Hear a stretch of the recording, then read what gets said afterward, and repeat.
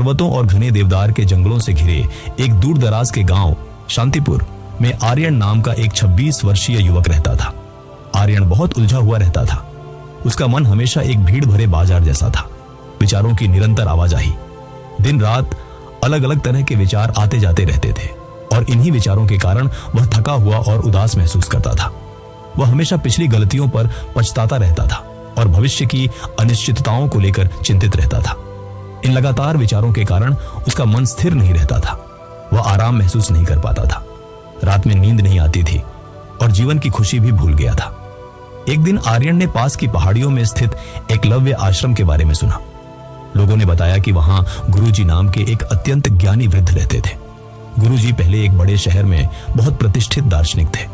उन्होंने हजारों लोगों को मानसिक शांति प्राप्त करने का मार्ग दिखाया था। अब उन्होंने शहर की भाग दौड़ भरी जिंदगी को छोड़कर एकांत और प्रकृति के बीच आश्रम में रहना शुरू कर दिया था। कभी कभी वह सच्चे जिज्ञासुओं सीकर्स को मार्गदर्शन देते थे। आर्यन के मन में एक नई आशा जगी।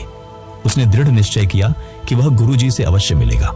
उसने सोचा, शायद ये महान गुरु मेरी बेचैनी को दूर करने में मेरी मदद कर सकते हैं। कई दिनों की कठिन और लंबी यात्रा के बाद आर्यन एकलव्य आश्रम पहुंचा। वहां उसने एक छोटा सा मिट्टी का घर देखा जिसके चारों ओर रंग बिरंगे फूल खिले थे। घर के बाहर एक पत्थर की चौकी पर गुरुजी आंखें बंद करके बैठे थे। उनके चेहरे पर गहन शांति झलक रही थी। आर्यन उनके पास गया और आदरपूर्वक कहा, गुरुवर, मेरा मन बहुत भटकता है। मैं विचारों के तूफान को रोक नहीं पाता। मैं अपने जीवन में स्थिरता और शांति चाहता हूं। कृपया मुझे रास्ता दिखाएं। गुरुजी ने धीरे से अपनी आंखें खोली और एक स्नेह भरी मुस्कान दी। उन्होंने कहा, अच्छा, तुम शांति खोजने आए हो? ठीक है, मेरे साथ आओ। मैं तुम्हें एक सरल कार्य सौंपता हूं। वह आर्यन को आश्रम के पीछे एक छोटे से सरोवर तालाब के पास ले गए। फिर उन्होंने मिट्टी के एक छोटे दिए तेल का दीपक को तेल से लबालब भर दिया। दिया इतना भरा था कि जरा सी हलचल से भी तेल छलक जाता। उन्होंने वह दिया आर्यन को दिया और बोले, इस दिए को लेकर सरोवर के चारों ओर एक चक्कर लगाओ और वापस आओ। शर्त यह है कि तेल की एक बूंद भी जमीन पर नहीं गिरनी चाहिए। आर्यन ने आश्चर्य से उनकी ओर देखा और तुरंत काम स्वीकार कर लिया। उसने दिए को दोनों हाथों से बहुत संभाल कर पकड़ा और चलना शुरू किया। सरोवर का किनारा फिसलन भरा और उबड़ खाबड़ था। आश्रम के बच्चे खेल रहे थे, पक्षी चहक रहे थे और हवा भी चल रही थी, लेकिन आर्यन ने कहीं नहीं देखा। उसकी आंखें केवल जलते हुए दिए पर टिकी थीं। वह बहुत धीरे और ध्यान से एक एक कदम उठा रहा था। आसपास के साधक और बच्चे उसे देखकर मुस्कुराए, पर किसी ने उसे परेशान नहीं किया। वे समझते थे कि वह एक महत्वपूर्ण पाठ सीख रहा है। चक्कर पूरा करके आर्यन वापस गुरुजी के पास आया और बोला, गुरुवर, मैंने कर दिखाया। तेल की एक बूंद भी नहीं गिरी। गुरुजी ने सिर हिलाया और मंद मंद मुस्कुराए।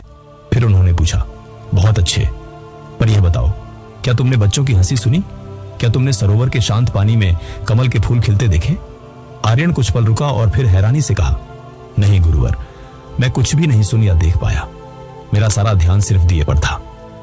गुरुजी की मुस्कान गहरी हो गई और उन्होंने विनम्रता से कहा, बस यही रहस्य है वत्स। यह वह ज्ञान है जो हमेशा तुम्हारे अंदर था, पर तुम समझ नहीं पाए। जब तुम्हारा मन पूरी तरह से वर्तमान पल में डूब जाता है, तब डर, भ्रम और व्यर्थ के विचारों के लिए कोई जगह नहीं बचती। तुम केवल दिए के तेल को गिरने से बचाने के बारे में सोच रहे थे। उस क्षण तुम्हारा मन पूर्णतः एकाग्र, फोकस्ड हो गया। तुम अतीत के पछतावे में नहीं थे, न ही भविष्य की चिंताओं से डरे थे। धीरे धीरे आर्यन के मन में प्रकाश फैल गया। यही वह स्थिरता थी जिसकी वह तलाश कर रहा था। शांति कहीं बाहर नहीं मिलती। शांति हमारे अंदर पहले से है, जब हम वर्तमान क्षण की पूरी जागरूकता के साथ जीते हैं। आर्यन ने श्रद्धा से सिर झुकाया और धीरे से कहा, गुरुवर, अब मुझे समझ आया। अगर मैं अपने मन को शांत रखना चाहता हूं तो मुझे इस पल में जीना होगा। सच्ची शांति इसी में है। गुरुजी ने फिर से आशीर्वाद दिया। संध्या हो चुकी थी और आश्रम का वातावरण और भी शांत हो गया। आर्यन अपने घर की ओर चल पड़ा, लेकिन अब वह पहले जैसा बेचैन युवक नहीं था। वह भीतर से शांत हो चुका था, क्योंकि अब उसे मन को नियंत्रित करने की कुंजी मिल गई थी।